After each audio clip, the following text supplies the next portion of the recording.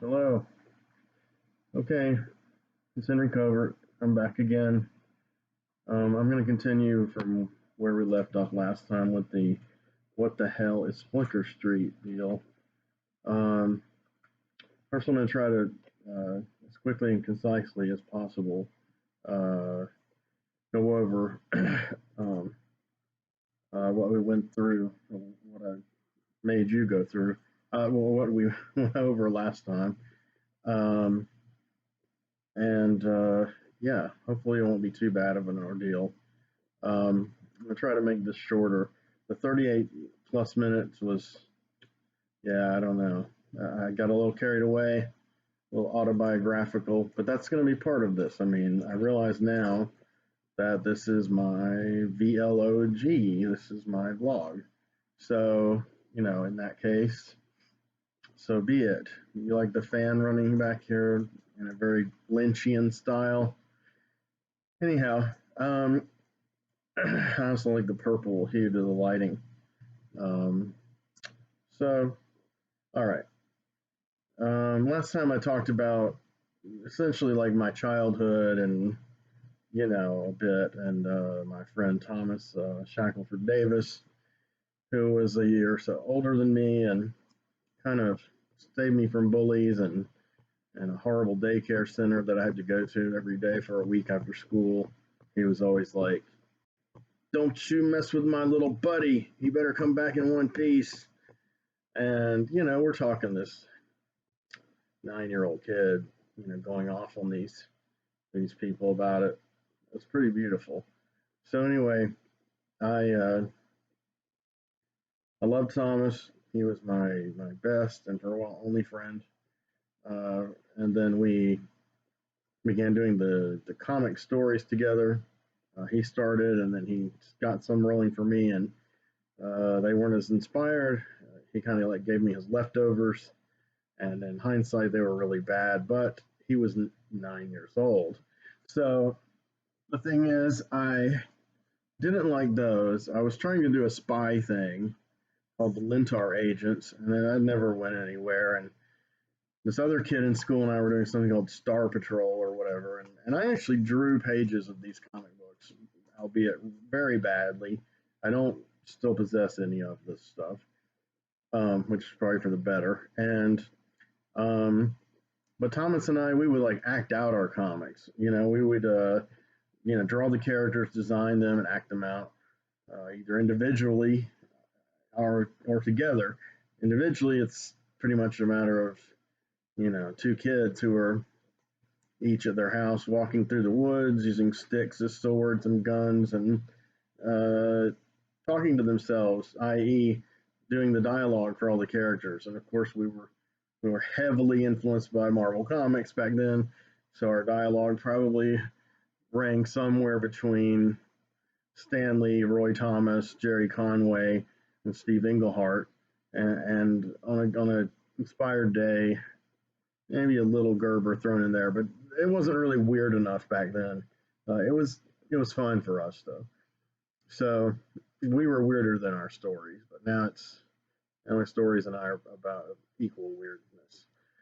In any case, yeah. So I moved on with these characters when Thomas moved away after fifth grade, and then we went ahead and he kept doing his. He did this thing called the Freedom Squad, which was like a spin-off of his Uber team, the Sensational Seven. Um, he took a couple members and they moved to another city, and they also began working. It was kind of hard to say if they were working for the government or not, but it seemed like they were doing more top secret missions, and they were fighting this evil corporation. And so he did that by himself for years. I didn't mess with it, even though, but I did get some chance to work on one of those characters uh, in junior high called Wrath. Wrath and I designed Wrath, and Thomas had the phone is ringing. Thomas had him in mind for a member of the Freedom Squad, the name only, really.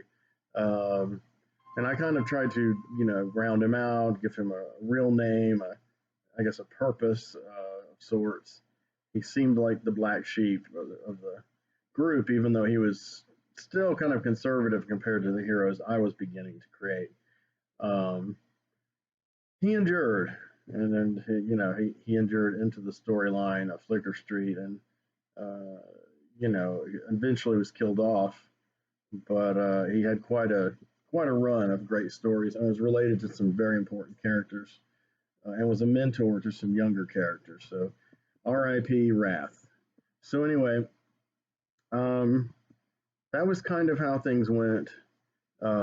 Me doing stuff on my own, and I came up with a few inspired names and a lot of uninspired names. I had this Hulk thing called Hulk thing, no, called Nemesis, and that was all right. Again, I've cannibalized a small bit of that, and eventually it made its way into the DNA of Flicker Street.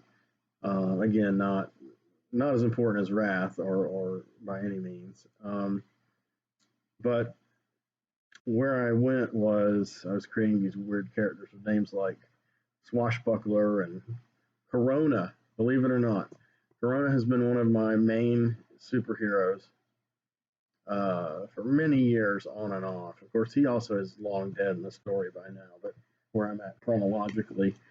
Uh, Now I'm rethinking, am I going to name a hero Corona and promote him with COVID going on? It's awkward because I think it's such a great name. Um, anyway, of course he has another name, so that I can carry it with that if need be. So some of these characters evolved. Swashbuckler became Myrmidon, became Tin Soldier, and Tin Soldier's kind of, you know, what he was known as briefly in the continuity. But his name's Stephen Bartholomew, and I created him in, I guess, the end of junior high. And he is still in my story. There is an illustration of him currently, and he's now in his early 50s, and he's more important. He's just as important as he ever was. I would write him out for periods of time, if anything, to give the guy a break and a vacation from all the hell I put him through. But he's very important, and his much younger half sister is also very important. One of my favorite crazy characters that popped out of my head, Athena like, about 2014 ish, when I started really picking up some of the threads of this again. Um, anyway, let's do the time travel thing. Um, I worked on and off with this guy named JJ, and we worked together. Uh, our ideas intermingled, but a lot of his ideas I ended up just, letting him have, just not caring about, or wanting to update them, upgrade them, and they end up morphing into something very different. So there's not really much of JJ in the DNA of Flicker Street as there is of Thomas Davis. Um, but he was the crucial person to bounce ideas off of, to kibitz with, and he did come up with some great ideas, some good, cool characters from time to time. And yeah, he was a good friend, though later he kind of became a bad friend and then a non friend. And he remains in that exalted position even today by his choice initially. Now it's, I'm sure, mutual because, some people, the past is the past.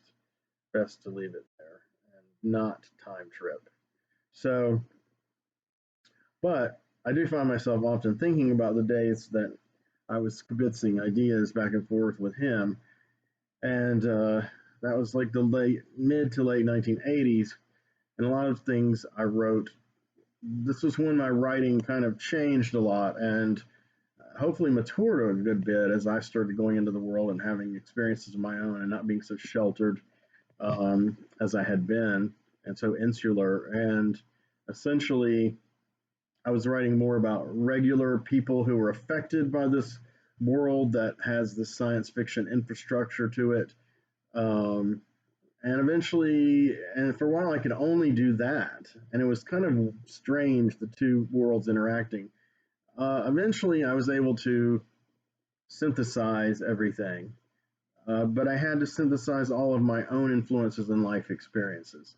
So when I picked this thing back up full time in 2014, it was easy. The characters were once again talking to me, sharing themselves with me, and they were integrated, and they weren't. There wasn't like a character over here who was an ordinary human in a love affair with an ordinary human, and then over here a superhero team that pops in once in a while, and then over here, some other kind of genre thing. Um, I try. The boundaries have been erased. It's just an organic. It's all a science fiction construct, an alternate world, just as much as Watchmen and Squadron Supreme and The Boys and all these things that have evolved, and definitely as adult as any of those. It's not nonstop profanity. If a character is inclined to use profanity, he will use they will use as much profanity as is appropriate to their character and what they're going through at the moment. If they're not inclined, they probably will never cuss. Violence, there's not a lot of extreme violence on a regular basis, but there is violence, there is conflict and action, but there is some gore, and there is torture, and there is some horrible things that happen to some of my characters that are almost unspeakable and sad. But that happens in reality as well to you and your friends, and time to time, and maybe not, you and your friends specifically might not be in like a torture porn scenario, but it's out there. These things are happening in reality, not just in film and literature. Unfortunately, they're out there. So when JJ and I fell out, I went ahead and rerouted. I was in the middle of trying to do these two storylines. One was a cosmic storyline, which my friend Chris Pack had inspired me to do a Jim Starlin-like storyline, and he wanted me to use all of his characters and integrate them in with this continuity we had,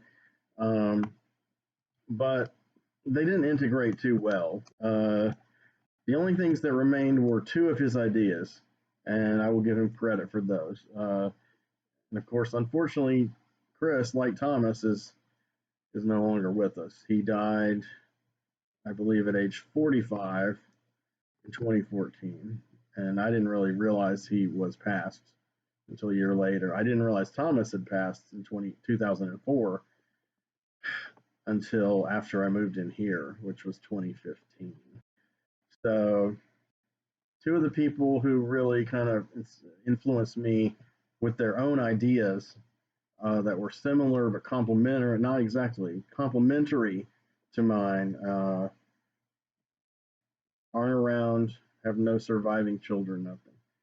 Anyway, if I get wealthy off this, then like I said last video, I'll go ahead and, throw a few million to Thomas's cousins and Chris's sister or something.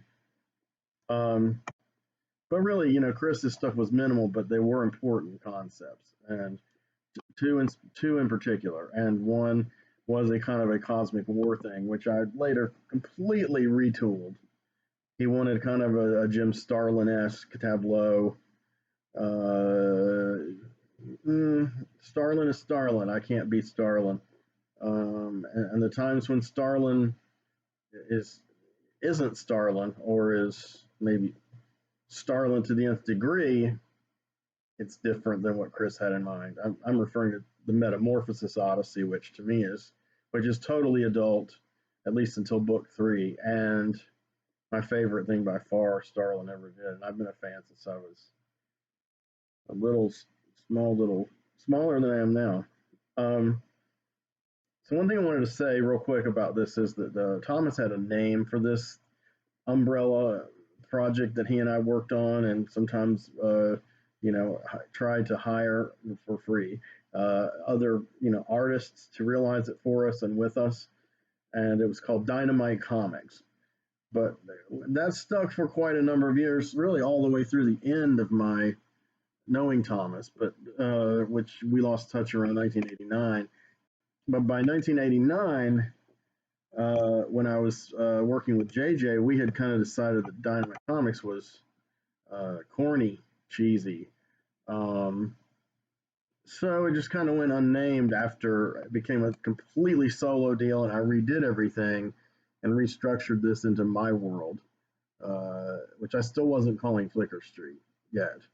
Um, I didn't call it anything. It was like the story, and occasionally I would spring it on unsuspecting friends and girlfriends, and they would be utterly lost. And it's just it's a complex thing. So I was at a peak of creativity throughout the mid 1990s, all the way to about 2001. Uh, Pretty much nonstop, like from 94 to 2001. And I was going through all kinds of things in my life, good things and horrible things. And um, when I moved back in with my father because I was in debt and he needed a caregiver, um, I started to drift off of the storyline a bit. It wasn't full time with me for a number of years after. But in those years, 94 to 2001, that's kind of that along with the 86, 87 stuff and the small amount of infrastructure from childhood. That's formed the backbone of it's not Dynamite Comics, it's Flicker Street. And Flicker Street was the name of a bohemian street and community that I've based on Little Five Points in Atlanta, Georgia. I made that up around 1994. Uh, I had gone to Atlanta a number of times, a few times with girlfriends, usually my ex girlfriend, Ann Roberts, and we would just take a trip on a whim, 3.5 hour drive, and go to Atlanta. And, we always went to Little Five Points because Charlotte, North Carolina, where we lived, was it really didn't have much in the stores as far as like alternative music or art or comics, not alternative or underground or independent movies that foreign movies didn't play here much, if at all, and we were kind of a cultural wasteland. So the punks and the goths, um, who are now everywhere, the next generation, there weren't as many, and especially here in the South, and especially in Charlotte. It's a big city, but it wasn't a big city then. It was a medium-sized city, and I knew all of the people in that scene. I wasn't friends with all of them. Some I was, some I worked with jobs, some I worked with creatively. Some hated me, some loved me, and vice versa. Most of that's very much in the past then too, but I did make some dear friends that I'm still in touch with, especially John Allen, who has had a huge impact on me as far as my musical direction and philosophical direction. Uh, but in any case, and he's also been very supportive of Flicker Street and a very big booster and patron. So um, eventually, I just started colloquially calling it Flicker Street, the whole thing. So Flicker Street, I drew it on a map, and I do these maps of the area where my stories take place, and Flicker Street was kind of in the center of the map, more or less. It wasn't like in the center of the city downtown, but it was adjacent to it, and it wasn't just one street. It was a community that had grown up around it over a number of years, and the street ran through the city all the way through the city. And later on, I even drew how far it extended, but that was a bit later. So I had the name of my project. I had tons of material, hundreds and hundreds of pages, handwritten in notebooks, because I didn't have much regular access to word processors or the internet until the end of the last millennium. And well, the internet regularly I did not have until 2004. Of course, that changed the landscape of what I was doing later on, because I transcribed large chunks of these notebooks, and there's tons I haven't, and there's a lot of it just in here, but I've lost some of that due to the hiatus I took. So let's talk about that real quick. So during this hiatus, I worked on this little thing called Desolation Falls for about 5 minutes, and I designed a bunch of characters. They had nothing to do with the Flicker Street continuity. I quite liked them, and they originally was this comic. There was an independent micro budget horror film script that I was attempting to write called Cottonmouth in 1998, and that's where most of those characters originated. Um, but it didn't happen, and for a lot of reasons. And besides, Cottonmouth has been used for other characters and titles, like notably the one Marshall Ali played on Luke Cage. Um, so I'm glad that didn't develop. And that character, with whose nickname Cottonmouth in that story, is really kind of no longer exists in any reality that I'm working with. But these other characters, I kind of fused them with more supernatural elements. A lot of supernatural elements that were influenced by a lot of films I was watching at that time, and ideas that hit me, and also, of course, the breakup of a major love affair of mine. I became kind of obsessive about for 2 or 3 years, and that's what Desolation Falls. But no stories were really completed. No, very little was written down on paper or typed up. I just had drawings, designs, notes, and conversations with my friend Scott about it, and Scott Mosley. And again, it just then it fell by the wayside. But eventually, uh, around 2005, I began dating a young lady in New York City, Greenwich Village, named Rachel Kadushin. She was doing her own comic book and publishing it herself. And she was a member of a thing called the Comic Book Artists Guild. And most of them were based in New York and Connecticut, but they were, around America.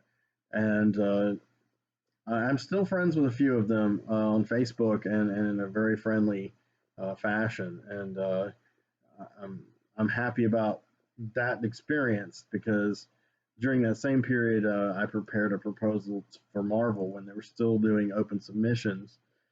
Once again, they started again, the tail end of the Bill Jemas era, which I loved. Um, and it didn't make it, but it got farther than some people, and I was able to do things like call, pick up the phone on an 8:30 a.m., 9 a.m. weekday morning and call and ask to speak to Warren Simons or Axel Alonso, and we would actually, or CB Sobolski, and we would actually talk on the phone. Not very long, but it was cordial. It was cool. They were all respectful.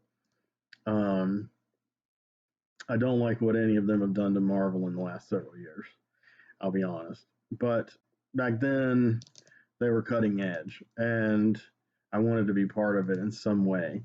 And I had partnered up with some veteran artists that I'd met at conventions over the years, corresponded with. Of course, Rachel knew many of them living in New York City. She was friends with Arnold Drake, the creator of Doom Patrol. She was friends with Rich Buckler, whose art I had grown up with, and various other Bill Sienkiewicz and various others. But eventually, Rich Buckler became the one that we settled on, and Rachel helped me with the comic, idea, the proposal for Marvel. But ultimately, I had to throw out a lot of her material. I felt it reflected poorly on what we were trying to do professionally, and I think I also held back.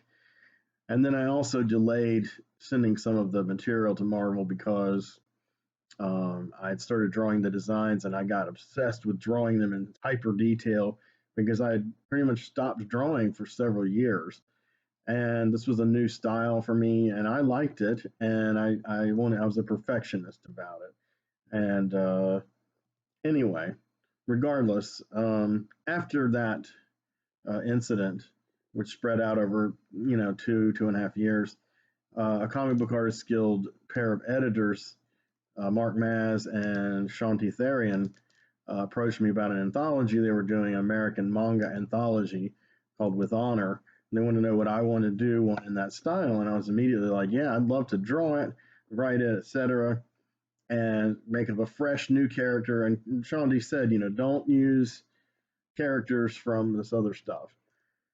And I was like, wow, okay. I was also trying to submit to another anthology Mark edited. I don't remember the name of it now, believe it or not. For that anthology, I submitted a few treatments. The longest and most in-depth one is called Counterfeit Messiah, which I will put on my official website eventually. I may have it linked up on my Flickr Street pages. If not, I will upload it to that so everyone can see it, can read it. Recently, I edited it. It had typos in it for 15 years. Not quite that long, but that I had no idea about. I guess I wrote that around 2006, the originally, and 2007, but I didn't really submit it to Mark until around late 2006, early 2007. But by that time, it was all petering out kind of. And Mark said, try something different. And but the thing that no one realized is that the three treatments that I came up with, they all did take place in the Flickr Street continuity. I merely had new characters and more grounded characters in these scenarios, but I had references to the places, the touchstones, other characters in the background of Flickr Street. So Flickr Street was the infrastructure under which I posited these new characters and scenarios.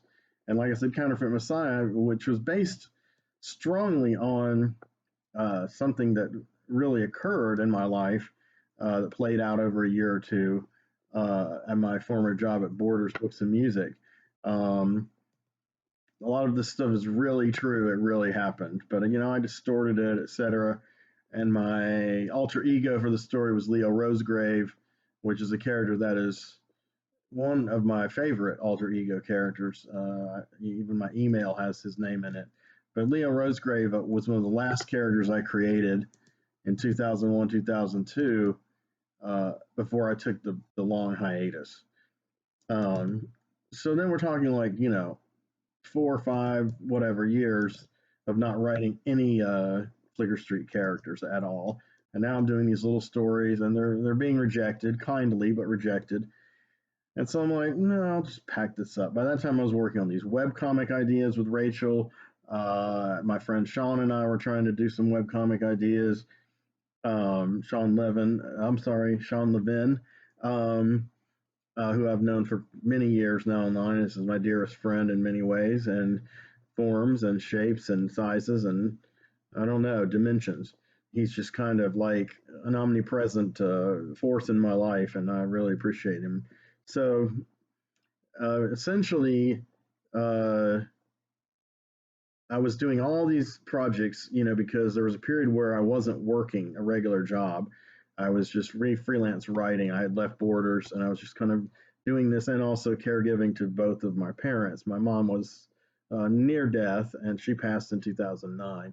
My dad hung in quite a bit longer, but essentially, Rachel and I were growing apart, long distance relationship, but we were still. I was still part of that circle, the Comic Book Artists Guild, and Shanti, my editor on With Honor, became the most important person in that circle to me. We had quite a kindred feeling with each other, and not a romantic exactly, but I believe, a meeting of the minds.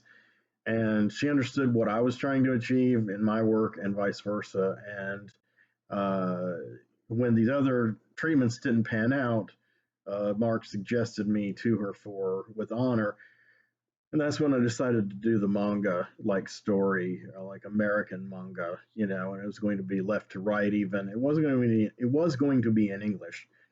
But other than that, it was going to take conventions of the manga. And there was a kind of range of artists of varying experience and talents. I decided I could not draw the thing by myself, and Mark agreed. He said, just write this, and you can do some freelance art later. I like your art, but you need to work on your storytelling, art storytelling. He was correct, and that's something I still. Well, actually, that's something I kind of licked with honor because what I did is I laid out every single panel. Um, so it kind of is my art, but it was rendered by Albert Luciano, who was a really nice guy, and he did a great job on my characters and kept that kind of simple Asian vibe from the older manga that I was drawing for, things like Kimba the White Lion, which was an influence on the story itself. Once again, I did a story that was in a totally new continuity called Snow Leopard. Snow Leopard has had more traction than a lot of things I've been involved with. Snow Leopard got me a spot in a book called Creating Comics, edited by um, Spencer Drake, who is a longtime graphic design guy, and involved in things relating to the music industry and rock and roll personality specifically. And I think he thought I had more experience than I did at what I was doing. I'd never had a comic book story published, and I had done a lot of thumbnails for different things and ideas, like for the thing for Marvel and different things. I was starting to lay out things because I wanted to become better at that instead of just an illustrator or a cartoonist. So um, he was impressed, and so he threw me in there, and then he actually pulled Shanti along as well. And of course, her example was far better, but we were kind of a team, kind of a unit. So we're in that book with people like Paul Gulacy and all kinds of other people. I'm totally forgetting the rostrum, but we're like the least known people in the whole thing. And of course, now that Shanti's ventured out over into the world and done other things, she's better known. Uh, Still not as famous as like Paul Gulacy, but I mean, come on, master of kung fu, geez. Anyway, he's a nice person, by the way. He wanted to work with me at one time. I have no idea why. He approached me on LinkedIn. He thought Snow Leopard was pretty good, but he didn't want to do, as he put it, any mystical, magical Zen stuff anymore. So I guess he was, pretty burnt out on that after Shang-Chi. Um, that was just a weird byproduct of being part of this networking system. And I really owe Rachel for getting me involved in that, and Shanti for keeping me in it, and being such a great mentor to me, and dear friend. We only talk occasionally now. She's still doing things with her characters and different media, and it's great. Back to me though, huh? Basically, Snow Leopard, the story did get published. With Honor did get published. One page of my story was missing, and I was pretty ill about it. And you, it was a more less was happening on that page, so you could kind of follow the story without it, but it still probably confused anyone who sat down to actually read the book version. I have one copy of the book. I had another, which uh, I made the mistake of loaning out and never got back. I don't do things like that anymore. Um, and anyway, uh, or did yeah, I believe that's the one I loaned out. That was foolish. So I only got two copies. The publisher of that one was not Mark, though. It was a guy named Keith Murphy. And, I don't really like Keith all that much. I mean, he's an okay guy, I guess. I can't even remember if I'm still friends with him on social media. But he really had little interest in correcting the mistakes that he and Shanti had made in leaving my page out. And I know she felt horrible about it. He didn't seem to feel all that. He didn't really seem to give a fuck, to be honest. And that's okay, whatever. It was his book, and he said as soon as it gets reprinted, I'd be one of the first to get a copy. So, that was 2011, and 9 years later, where is it, Keith? Where is it? So, but that's okay. I got over it pretty quickly because Once again, I'd created a story from scratch to fit the assignment. I was getting better at doing that. And they didn't have to all have things worked in with Flickr Street. They had other things. So I kind of disengaged from that scene and got married, not to Rachel, to another young woman named Sarah. And she and I began working on her website and different things. She already had her website when we met.